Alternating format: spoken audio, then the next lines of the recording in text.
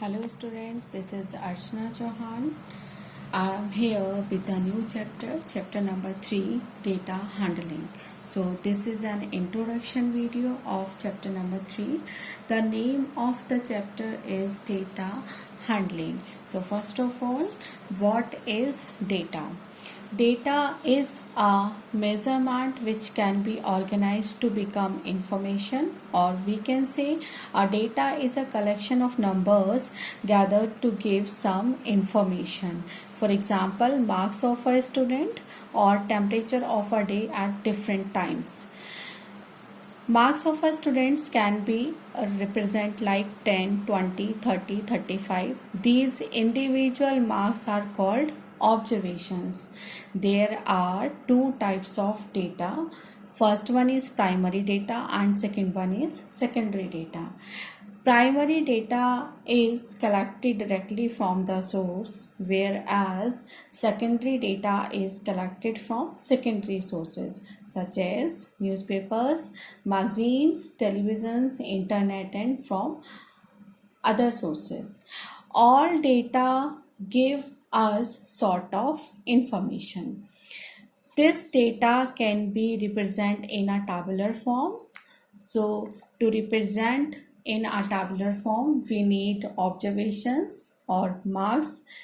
We need tally marks and frequency or number of students. Tally marks is another way to represent data in a tabular form, and frequency means the number of times each number or score occurs in the set is called its frequency. So to write tally marks, first you need to calculate 1. How many times it is repeated in data? That is 1. So that's why I have written here 1 and it is represented like one vertical line 1. Now check how many times 2 is repeated in the data. That is 2 times. That's why I written here 2 tally marks. And check for 4, it is repeated 3 times. That's why I made here 3. And 5, if you want to write 5 in tally marks, so first you need to write 4 tally mark, 1 2 3 4 and 1 diagonal line. And if you want to represent 6, then first you need to write 5 and after that one more line. So this is the way how to represent tally marks in the tabular form. Now next topic is range. Range is the difference between maximum observations and minimum observations. For example, if I have 7, 5, 2, 6, 3, then to find the range, I need to find highest observation, that is 7, and minimum observation, that is 2, and difference of these two will be 5. So 5 will be the range of this given data. Now next is mean or arithmetic mean. It is the most common representative value of a group of data. The average or the arithmetic mean is given by the formula sum of all observations upon total number of observations. Let's suppose we have data 4363. For this we need to find mean. So sum of all observations, so 4 plus 3 plus 6 plus 3, and total number of observations we have 4. That's why we divided from 4. We will get 16 upon 4. So mean equals to 4. Now come to the next topic, that is median. As its name suggests, median is the middle value. In a set of data arranged in an increasing or decreasing order, the value which lies in the middle of the data is called as median. In a given data arranged in ascending or descending order, the median gives us the middle value or middle observations. few points are to be noted. In a given data, arranged in ascending or descending order first, and after that, to find the median, half of the observations are above the median and the other half are below it. And if the data has an odd number of items, the median is the middle observation. If the data has an even number of items, the median is the mean of two middle numbers. So there are two cases. First one is if number of observations are odd, then formula to find the median equals to n plus 1 by 2, where n is number of observation. For example, if I have data 1 2 3 4 5, I already taken here in ascending order. If it is not in ascending order, you have to arrange them first in ascending or descending order. After that, you will apply the formula and find the median. So here you can check n equals to 5. You count the observations 1 2 3 4 5. 5 is an odd number, that's why median will be n plus 1 by 2. Value of n is 5. On calculating it, we will get 3. So median is 3. You can check directly from here. As I said, half of the observations are above the median or left side the median, and half are right hand side. So 3 is the median. Now, if the number of observations are even, then for to find the median we have formula average of n by 2th observation and n by 2 plus 1th observation. For example, if I have data 2 3 4 5 6 1, so as you can see here, it is not in ascending order or descending order. First we need to arrange them in ascending order, and to arrange the data in ascending or descending order, whatever we get, it is called array. So there are number of observations are 6, that is an even number. So median will be average of these two values.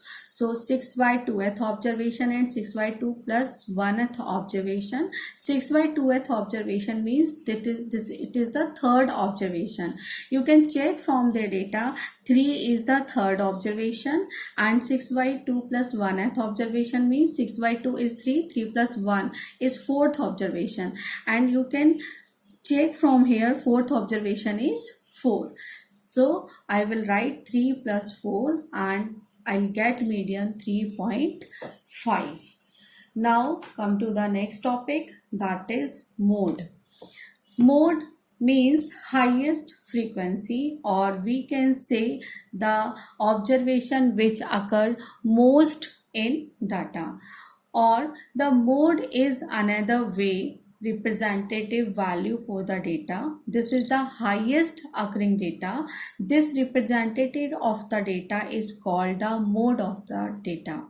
Thus, the mode of a set of observation is the observation that occurs most often. For example, for finding the mode of the set of data, we need to calculate how many times 2 occurs.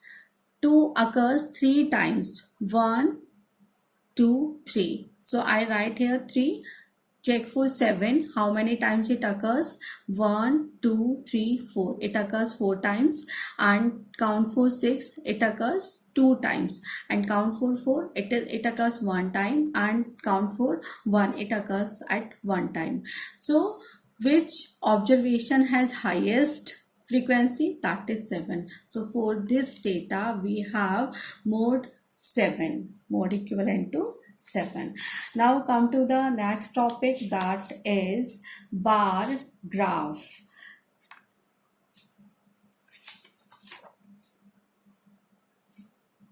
Bar graph. To represent a bar graph, we need bar for equal uniform width. Bar graph is the visual representation of data.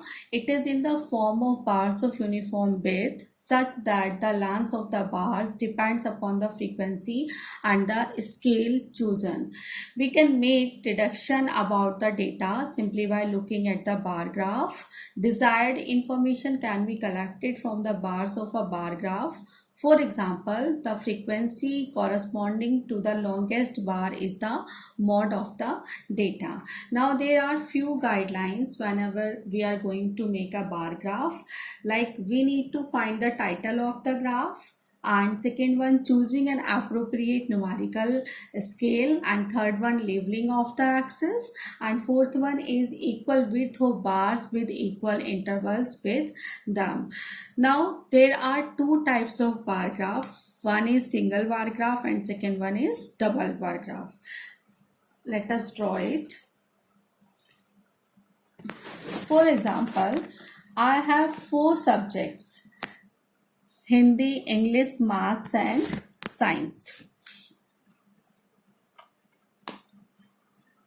First, I need to draw axis. Horizontal line shows x-axis and vertical line shows y-axis.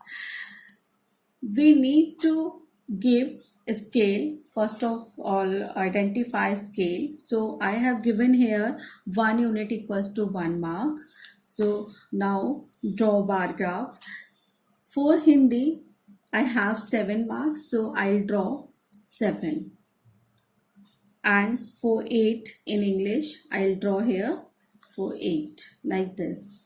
Now horizontal axis shows subjects and y-axis shows marks. Okay, in this manner we can draw single bar graph. If we need to draw double bar graph, so I have another example. I have marks Hindi, English, Math, Science for term 1 and term 2. Then there should be one more identification you have to give in here. Term 1 represented by empty boxes, empty bars, and term 2 represented by colored bars. Okay, so in term 2 we have 8 marks in Hindi, so we will represent along with single bar from here like this and fill the color in it. Now for English we have 7 marks in term 2, that's why I arrange here, draw a bar along with single bar. It is for term 1 and it is for term 2. So in this manner we can draw single bar graph and double bar graph. Now come to the next topic, that is probability. Probability means chance. Chances of an event means the happening which may or may not be happen is called chance. For example, when we throw a coin, each time the outcome of every throw can be either a head or a tail. It is a matter of chance that in one particular throw we get either of these. So to find the probability, and first of all we understand what does mean probability. Probability is the measure of the chance of an event or happening. Now the probability of an event happening is written as P, or if I have event like A, so I'll represent by PA. So PA equals to number of favorable outcomes upon total number of outcomes. The number of ways of achieving success is called favorable outcomes, and probability is comparison or ratio between the favorable outcomes upon the possible outcomes or events. If we toss a coin, then find the probability for getting a head. So you can see from here, if we toss a coin, there are two possibilities. Either we can get head or tail. So total number of outcomes we have 2. Now he is asking about probability of getting head. So favorable outcome is 1. Now according to formula of probability of getting head, you will write like this way, equals to favorable outcomes. Favorable outcomes is heart, that is 1, and total number of outcomes is 2, head and tail. That's why I written here 2. Now one more thing, there are possible events and impossible events. Like if I say find the probability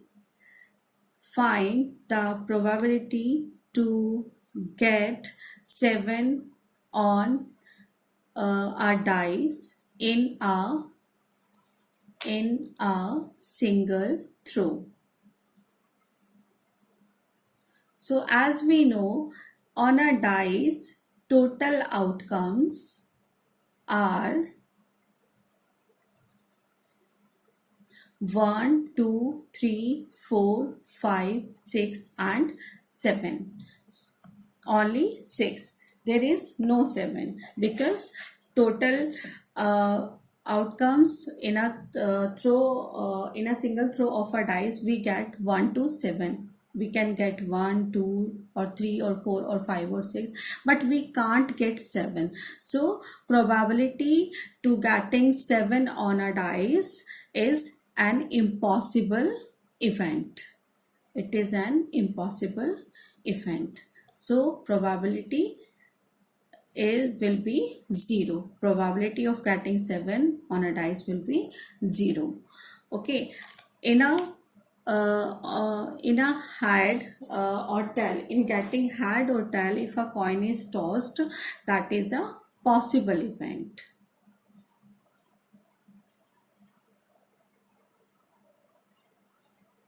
I hope you understood all the topics. Very soon I will be come back with a new video. Thank you.